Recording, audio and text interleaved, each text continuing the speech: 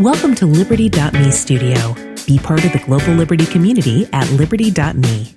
Liberty lives here.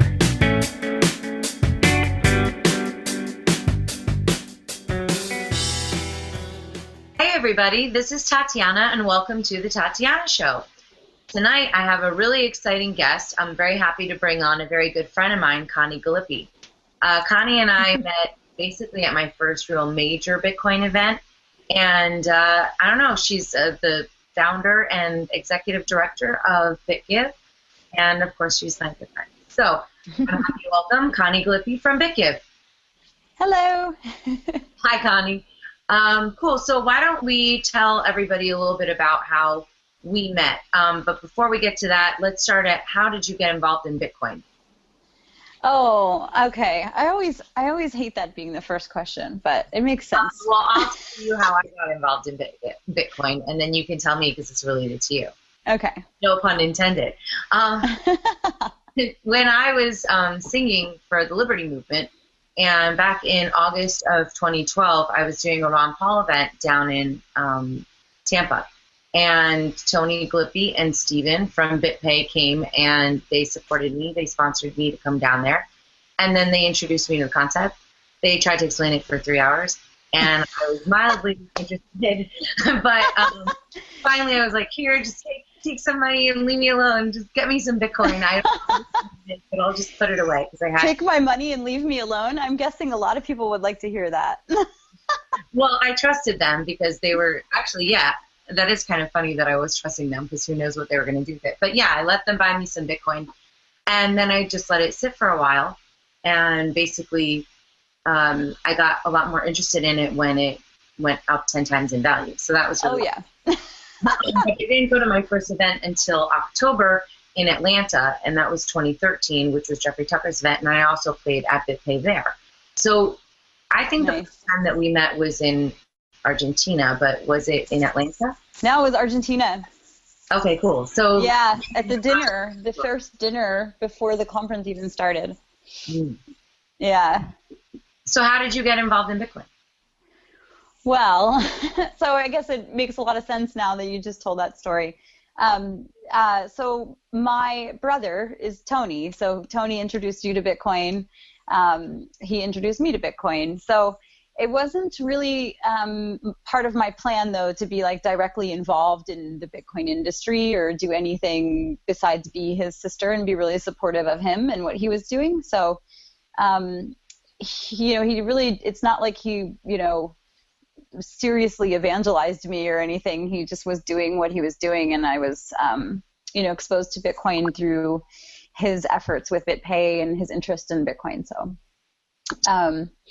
yeah, so basically what happened was I went to the Bitcoin Foundation had their first conference in San Jose in 2013 in California, and I live in California, and my brother's on the East Coast, so when I knew that he was going to be out here, I wanted to go see him, and it was right after they had just gotten their first round of funding, and they hired some staff, and they had a big booth for the conference, and it was just a big, exciting time for them. So I really just went to be a part of that, and when I was there is when it really hit me, like what the potential really was for this, and that to me it seemed like being immersed in the energy and surrounded by the people. I had never really been in that atmosphere before with Bitcoin, and it became very obvious to me how huge it was going to be, and that it was going to be the next .com boom was pretty much my feelings at the time. It was just pure excitement, and still is what I think. So, and so when I realized that my career until I started BitGive was in the environmental field and working with nonprofits, and a lot of what I did was try to help funding for them for their projects. So when I saw the potential for what this could be, my immediate thought was that there needed to be a philanthropic foundation that gave back on behalf of the community. And I didn't know whether that was already happening, so because I was new to the industry.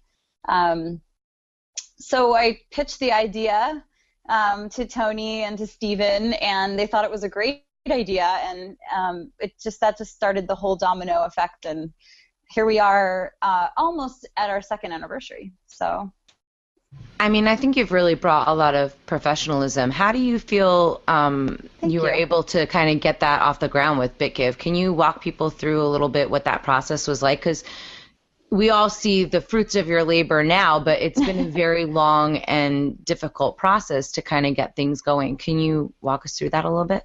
Sure. Yeah, it has been.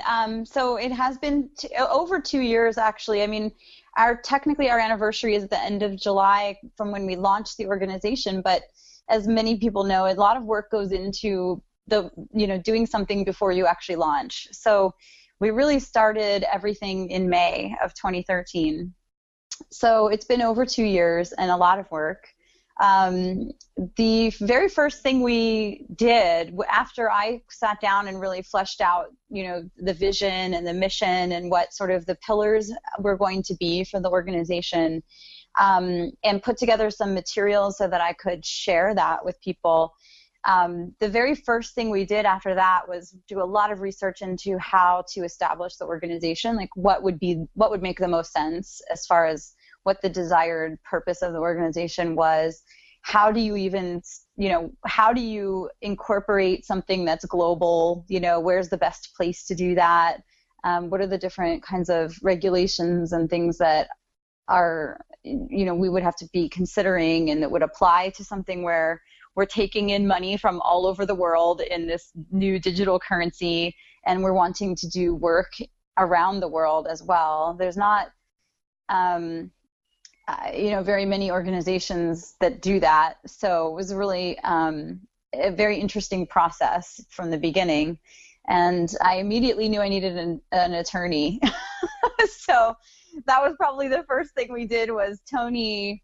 I had to push him, to really be very strong about the fact that, I really need to talk to an attorney because I want to set this up right. And I need to talk to someone who knows what they're doing and figure out how to just get things going in the right direction from the beginning. So we did that. So Tony introduced me to Patrick Merck, who probably a lot of people know, but most recently was the executive director of the Bitcoin Foundation. And prior to that, did a number of other things. He is an attorney. So he didn't know how to help us. He doesn't know nonprofit law, but he said, I will find you someone that will help you, and he connected us with Perkins Coie. So Perkins Coie ended up helping us get just all the initial stuff done. Right now, I recently learned about BitLicense here in New York, which I had sort of just been pretending wasn't happening, and then I guess it's finally happening. So I went to a class, and it was really shocking to me. I mean, I guess I'm the last person to the party, but how ridiculously vague the regulation is, and the attorney that was doing the presentation didn't have answers to most of the questions that people were asking. That's how vague it was. So wow. You were doing this before BitLicense was even a twinkle in someone's eye, Lofsky's eye. So how did you even have any clue how to proceed? I mean, you had really good counsel, and you're very fortunate for that, but how did you even know which way to do it? Were there any kind of special things because it was Bitcoin that you had to worry about? Yeah, I mean, this was 2 years ago, so, everyone was figuring it out, and we still are, as an industry, but back then there was a lot less done and a lot less figured out, so we were truly pioneering, and especially in the nonprofit realm, there really hadn't been any, there are some nonprofits in the Bitcoin industry that were around before us, but there weren't any that had approached this legal process of filing, actually incorporating at the federal level, and then we also filed with the IRS to have our tax exempt status. So we were really blazing the trail, and it was early days in Bitcoin, and nobody knew anything about what they were doing, let alone how it applied to nonprofits. So we were really lucky to have Perkins Coie. They did everything pro bono, which was tremendous. And we had one of their best lawyers who had been doing nonprofit law her entire career and had many feathers in her cap. So she knew the nonprofit law. And then we had another attorney from Perkins Coie who was sort of at the leading edge of Bitcoin law. And so they worked together on what was the best strategy for us and applied both of their, expert knowledge bases. And, we kind of all just tried to figure it out. And honestly, it was on a hope and a prayer that the IRS would actually approve a global foundation in Bitcoin working on a global scale with a tax exemption. There were times when I thought to myself, because it took us 9 months to get the approval. We thought it was a little longer than you thought, right? Because I remember when you were going through that, you were thinking, is this ever going to go through? And I didn't know either. It really took forever, and the attorneys did warn me that it, at shortest it would take 6 to 9 months, and it could take up to 1.5 years, even 3 years. We were hearing horror stories of other nonprofits, just not even in Bitcoin, it was taking 3 years. And so we thought, gosh, if that's the case, and we're dealing with this new cryptocurrency that no one knows what to do with, and this was prior to any of the IRS guidance that had come out or anything, right? So we thought, we're going to get stuck. It's going to take years. And there were times when I thought, even if we wait for years and, we get an answer, the answer could be no. So there were times when I thought, gosh, all this work, all this time waiting, all this patience, and we could get an answer that's no, because we're working with Bitcoin and we want a tax exemption on a global level. Is, it's a U.S.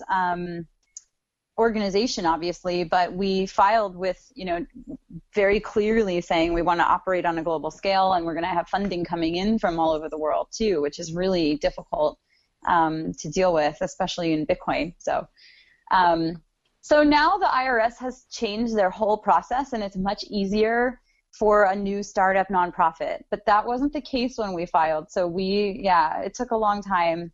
But when we did finally hear at 9 months, it was actually a surprise, and we thought it was definitely sooner than we had expected, because they did not ask us any questions. So normally, if they don't have any questions, they just do their process and you're done. If they have questions, then your process is extended for months to go back and forth and answer all their questions.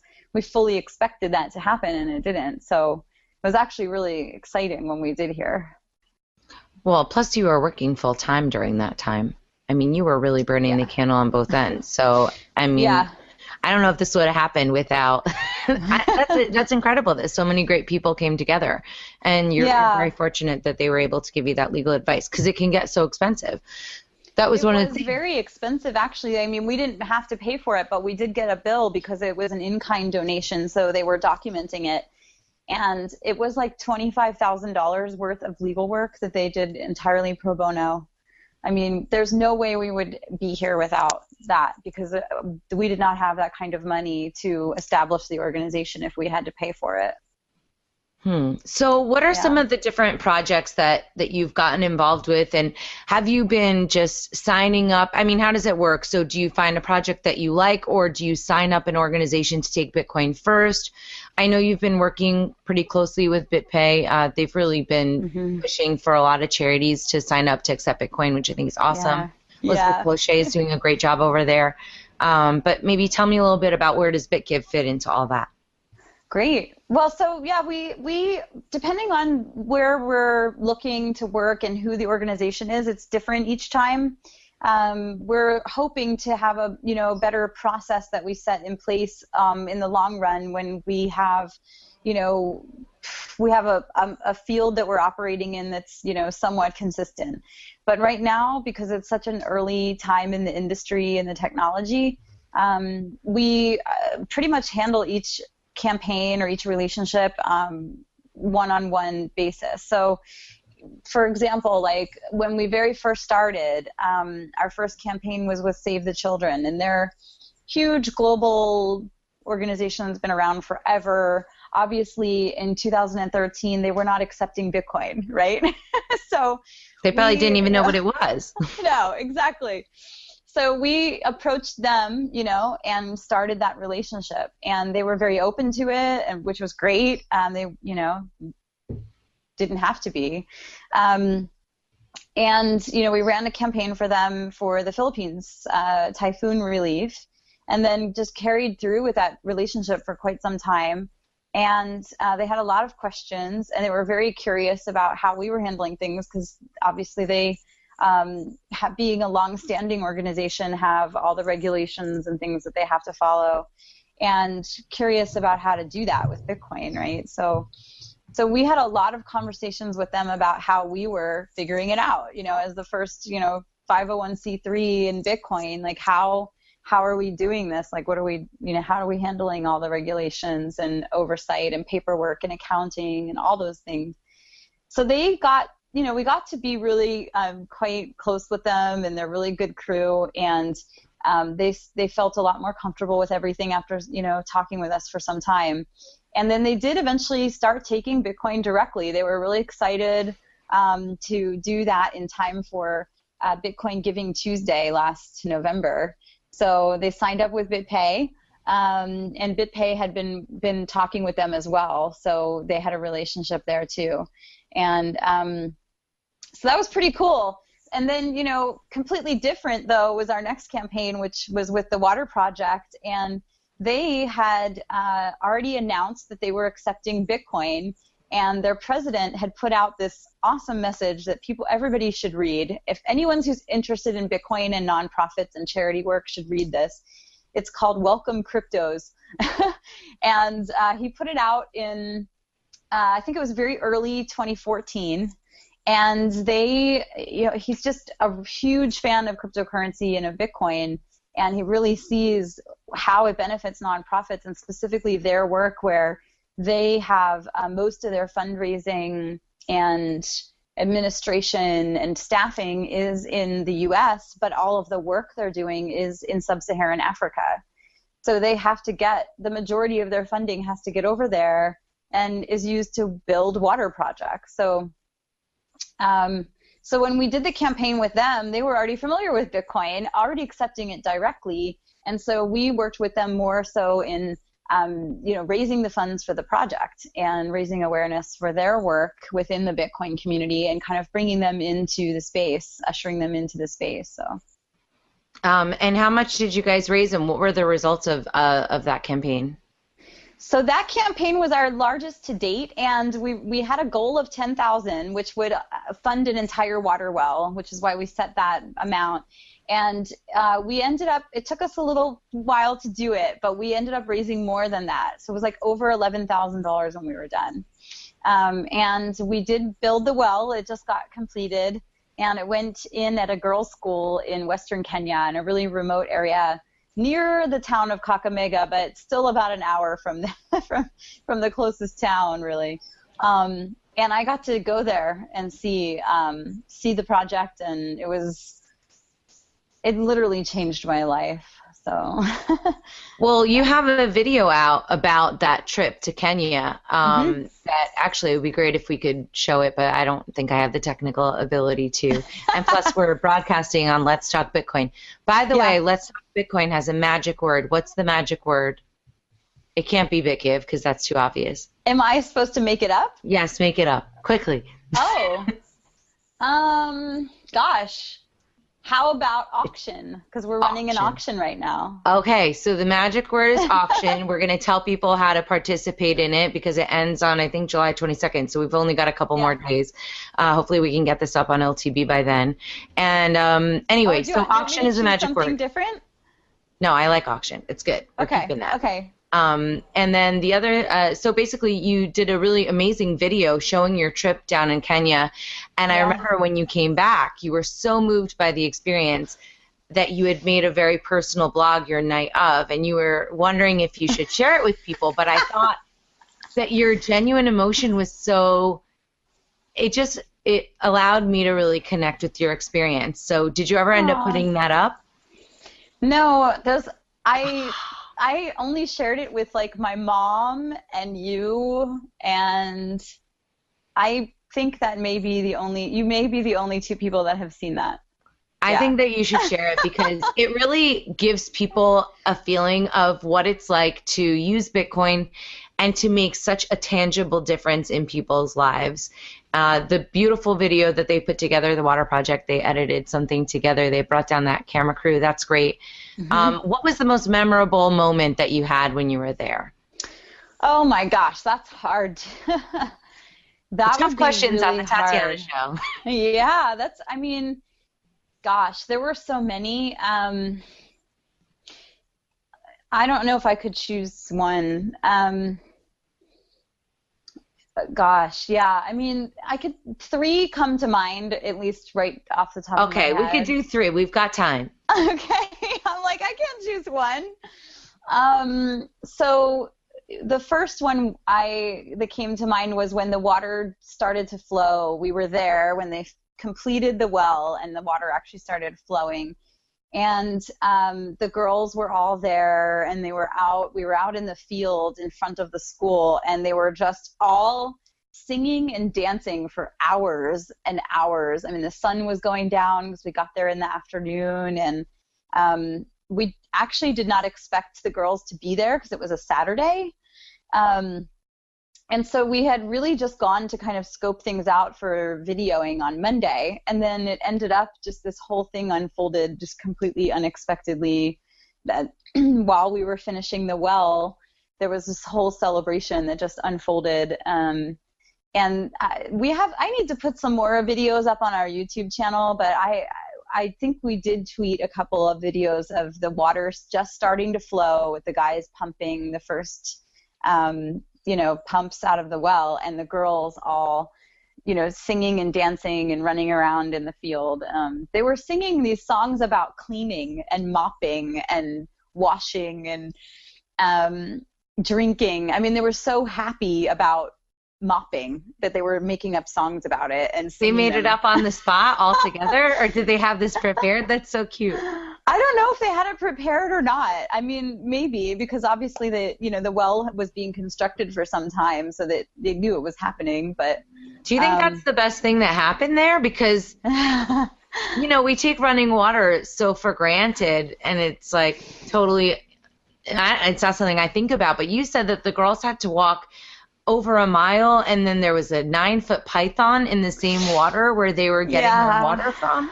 Oh, the stories are horrendous. So yes, before this well, what was happening was the girls would all bring water from their homes in the morning, and they don't have water at home. So they're gathering it from wherever the closest stream is to their home, and then they all walk to school. And this is a very, very remote community. People do not have cars. The roads are not paved. I mean, it's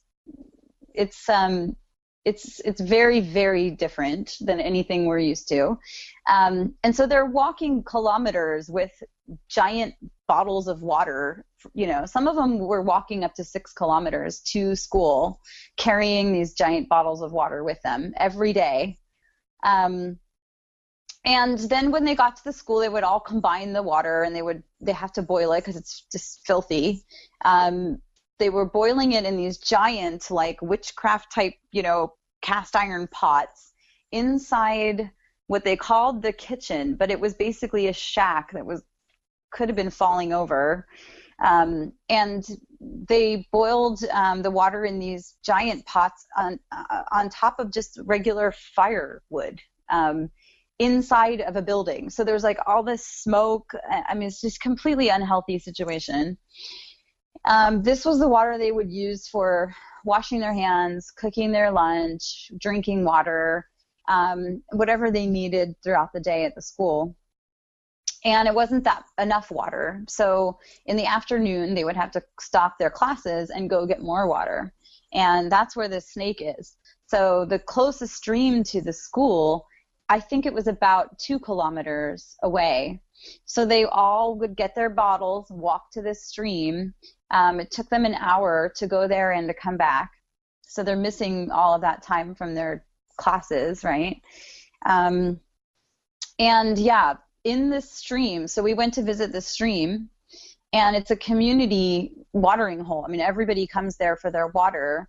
The water is brown, like, you definitely cannot see through it. And people were coming, while we were there, were coming and pulling their cars, like, literally into the stream.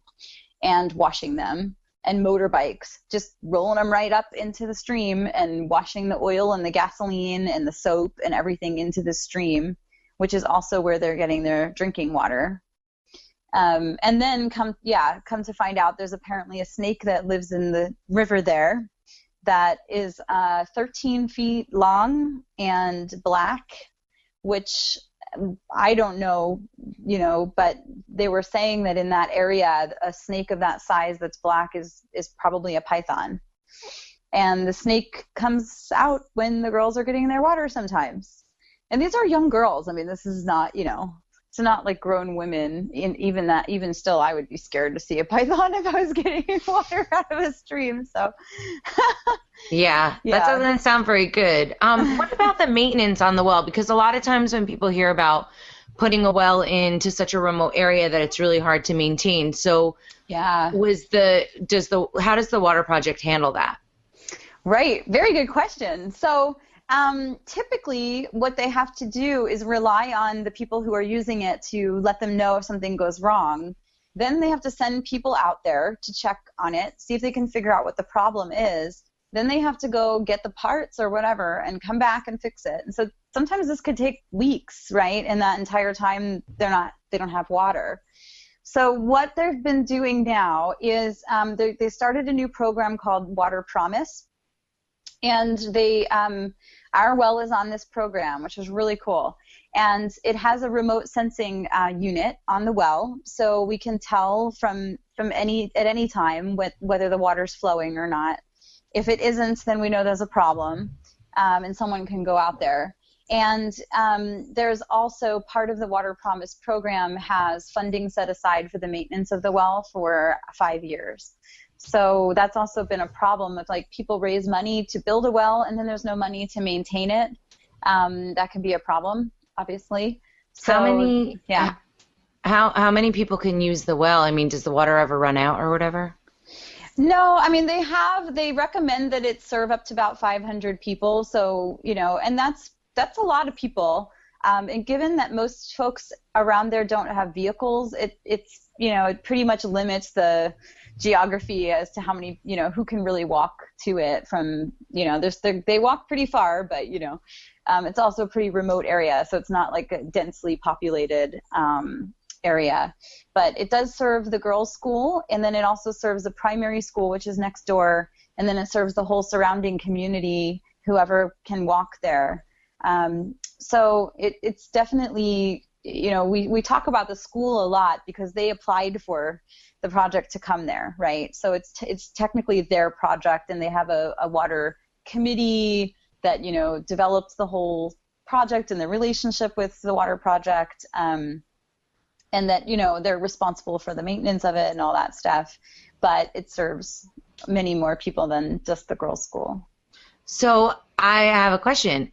Are they using Bitcoin, or is there any, are they aware of Bitcoin other than thanks to the well? Well, they are. I think for them it's pretty difficult to understand, of course, and it's really not all that relevant or applicable to them. Their most important thing to them is getting clean water, and they were very sick all the time because they didn't even have water. So I think a lot of times we talk about how Bitcoin can help, the unbanked and the underbanked and the people in the developing world. I talk about it all the time too. But I think that obviously in these areas where they don't even have water, and having a girls' school is a very rare thing. This is the first generation where girls even go to school, and they don't all get to go. This is a very unique school in the sense that it was, was spearheaded and founded and built by people who wanted to see it happen. So, they're really focused on the bare essentials of life, So Bitcoin to them is pretty esoteric. However, the people who are running the school, like the principal, the teachers, the people, the adults basically who brought this project to the school, most of them at least have cell phones, right? It's a really remote area, so there's not much going on. But many of the administrators and teachers actually come in from other towns and other places in the region and come there to serve these girls and to teach these girls. So they're a little more sophisticated. They have cell phones. And so the principal, Juliet, who has become my friend and actually texts me from her cell phone. I wake up some mornings and I have a text from Kenya. It's kind of insane. And so she, her and her husband have cell phones and they're texting me from Kenya. So I actually did send her Bitcoin through BitPesa. And they convert it to shillings so that she can do something with it, because so what's she going to do with Bitcoin? So I sent her money just personally from me, because I was sending it to her personal M-Pesa account, so it wasn't a BitGive donation, but I sent it through a BitPesa in Bitcoin. It went to her phone and they converted it to shillings. It all happened in an hour and a half from California to a very remote place in Kenya. She had money on her phone that came from Bitcoin. Yeah. So I'm not that familiar with BitPesa versus M-Pesa. And in general, I think that people are always talking about, Africa and different third world countries could really benefit. There's so many unbanked in the world. But from what you're telling me, that hasn't really caught on like wildfire. What is the difference between the BitPesa and the M-Pesa? And are those only for Kenya? I know they're not your projects, but maybe you have like a general understanding. Yeah, I can definitely describe it pretty generally. So you raised a couple different questions. So one is what is M-Pesa? So M-Pesa is a system that is in Kenya. It's pretty prolific throughout their culture and their daily lives. And it's using cell phones to have digital cash. It's not Bitcoin, it's not cryptographic, but it's basically like you can walk up to the mom and pop shop where you buy your soda. You can hand them shillings, and they will put them in on your phone, basically. And M-Pesa is the company that basically facilitates that. Like you can set up an account with them that your digital shillings then go into. Didn't they used to be cell phone minutes or something like that? Yeah. So what was happening was people were trading cell phone minutes as value. And M-Pesa is part of the Safaricom, which is basically the cell phone coverage operator there. And they basically capitalized on this, and they were like, well, if people are trading our minutes as value, like we should create a system that actually allows them to put cash into that system and use digital cash instead of trading cell phone minutes. So that's what started the whole thing. Now, there aren't very many, if any at all, systems like this anywhere else. So it's very unique. But at the same time, it's prolific and it's everywhere it's totally embedded in their culture. And everywhere you go, you see M-Pesa. Now, this is in the more developed areas like Kakamega town where we stayed, and where the water project's local partners are and have offices and can buy the parts for the wells and things like that, is a much more developed area. It's still Western Kenya. It's still not even close to Nairobi, but it's at least a developed urban area. M-Pesa I did not see when we were out in the very remote parts of where the school is and stuff like that. What percentage do they take off of that? Like, what's their cut for administering that? Because I think that BitPesa is a little bit different, but does better on that rate. Right. Okay. So I don't know exactly what they charge for M-Pesa, but I do know that they're kind of taking advantage of people because they know that people were already using the system. So they figured out a way to, charge a fee and provide a service. And they kind of have I wouldn't say a 100% monopoly, but they pretty much do have a very strong lead on providing that service in Kenya through Safaricom and M-Pesa.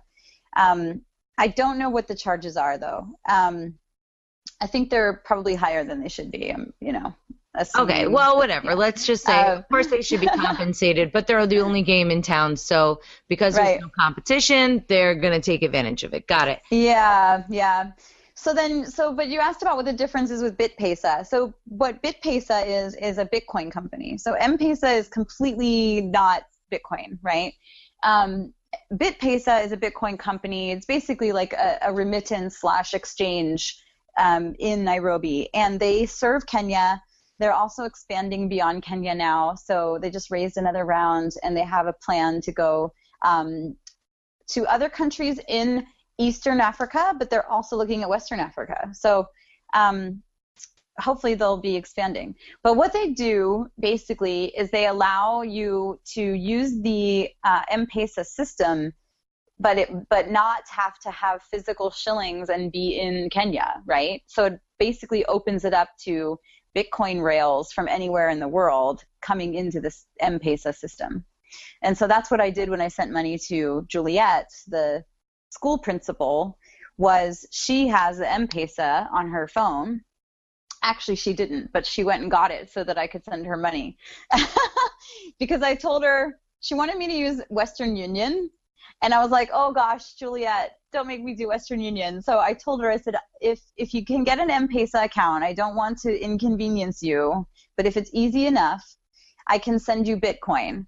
And what that means is it will get there a lot faster. You don't have to go anywhere and stand in line to get it. And we'll have that much more money to spend on the girls' clothes. I was sending her money to buy the girls' clothes. So she got it immediately. She's like, okay, I'm going to go get an M-Pesa account because I want to spend the money on the girls, not, on Western Union. So basically that's what it allows, though. It allows for people to send money in Bitcoin from anywhere in the world to someone who has an M-Pesa account instead of them having to be physically there with their shillings at the soda pop shop, right? I mean, very different. That's really incredible. I'm really glad that you were able to do that, and also that the community was able to rally behind you. I mean, obviously it's not just you, it's everybody is able to kind of participate in that. And what I like about the Kenya video is that it really shows just, a peek behind the curtain of what the real true impact is. What are some of the projects that you're doing right now? We talked about the auction. Maybe you could tell people about that because it's running out. Yeah, so we're doing an auction right now for our second anniversary, and it is going to be closing on Wednesday, the 22nd. So depending on when this airs, maybe you guys can get some final bids in. But we have, over 60 items and services that were donated from throughout the industry. All kinds of interesting things, not just Bitcoin things, but things that might interest people outside of the Bitcoin community too, like jewelry and watches and press releases and design. Amazing music. And beautiful music from a beautiful woman named Tatiana. So yeah, and then we do have a bunch of Bitcoin things too. Like we have Cassatius coins that aren't being made anymore, so they're collector's items. We have a Bitcoin cufflinks, which is tied as my favorite with the Maui condo. So yeah, some really cool stuff. We also have some autographed books, like Andreas's book, Mastering Bitcoin. We have several copies that he autographed that were donated by Zapchain. We have several copies of the Wall Street Journal Age of Cryptocurrency books too. So we have all kinds of things. And basically everything was donated. So everything we make from the auction and people bidding on the items comes to BitGive as a fundraiser. So we're really excited about it. It's been going we started it on the 8th. So I think it's about 2 weeks. When we close, it'll be a total of 2 weeks. I think that you guys should extend it. I don't know if we're giving people enough time to get in, but I think it's wonderful. I know that one of the challenges as the price has gone down is to continue to have people donating. I mean, people are always saying, oh, great job, but I mean, that doesn't exactly build well in Kenya. What are some of the things, what are your thoughts on that? And why is it important for people to donate to BitGive? Because obviously that's what I think. I think it's a really great PR move. Maybe you can talk a little bit more about that. Yes. Well, so I have heard this from people about the PR, and obviously it makes perfect sense. It's certainly not why we exist. It's a philanthropic organization that does charitable work. But by doing so, I mean, it's a direct link to having positive stories that are associated with Bitcoin. We've already had many stories in mainstream press talking about what we've accomplished with Bitcoin and BitGive. So, there's a lot of negative stories about Bitcoin. And I think people still, either have only heard of it when they associate it with the Silk Road or somebody getting arrested or, whatever, negative things. And that's really unfortunate. But I think we've been able to counter that really well with positive stories about how it actually can help people. There's a lot of talk about how Bitcoin can change the world and how Bitcoin can help people in the developing world. And there's not a whole lot of investment going in that direction. And, BitGive is one of the few really, long-standing organizations that's actually doing work in the developing world and using Bitcoin to help people. And, there are others, like BitPesa is amazing. And there are other companies that are popping up in the developing world that are providing like remittance services or exchanges and things like that. But they're very few, and they're all trying to raise funding. They're all startups and they're raising, and, there's not a ton of investment going there. And then you see, tens of millions going into other companies that are looking at first world applications, We do need those too. It's all important. That's how an ecosystem functions, is there's different pieces and parts that all rely on each other. But there's really not a lot of investment going into the developing world. And, we're trying to do our best to do what's possible now with BitGive in those areas to show what the potential is with Bitcoin in the developing world.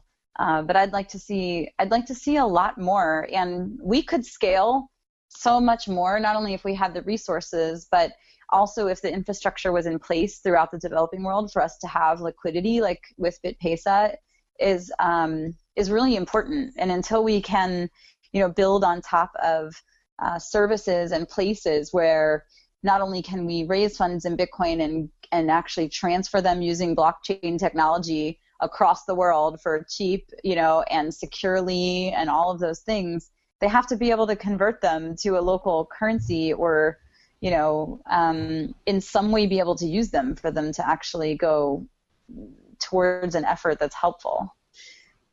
There was something else that I was thinking about. We just got back from the Chicago Inside Bitcoins conference, which I really, really enjoyed. There was you had a new board member. I don't know if you want to talk about that. Yeah. And also, you were talking about the future of BitGive and a little bit about transparency. So can you talk to me a little bit about the future of BitGive?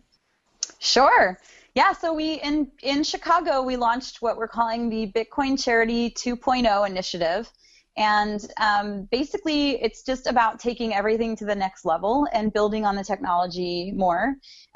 So because we started so young and so early in the technology and in the industry, a lot of what we've been able to do is education and outreach, talk to nonprofits about what is Bitcoin, why should they care, how does it, benefit them, and raising funds in Bitcoin for nonprofits as part of that, sort of education and awareness and doing good and giving back. But now what we want to do is build on the technology more. So there's two main things that we're trying to do. One I was just kind of alluding to basically is that finding the places in the developing world where there is liquidity and actually transferring the funds on the blockchain and building projects in those areas. That's something that everyone talks about and you would think is easy to do and everywhere, but it's actually not because of the infrastructure isn't in place.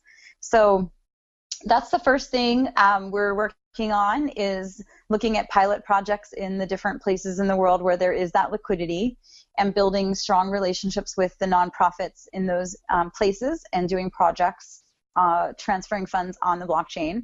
And then the other part of it is, like you mentioned, transparency. So the blockchain anybody who's familiar with Bitcoin knows this, but I don't know, your audience maybe doesn't know a lot about Bitcoin. You can see everything. It's transparent, and you can see everything on the blockchain. So what we're working on is actually building a donation platform for transparency of charity donations. And the Water Project, who we worked with to build the well, and I talked about how excited they are about Bitcoin.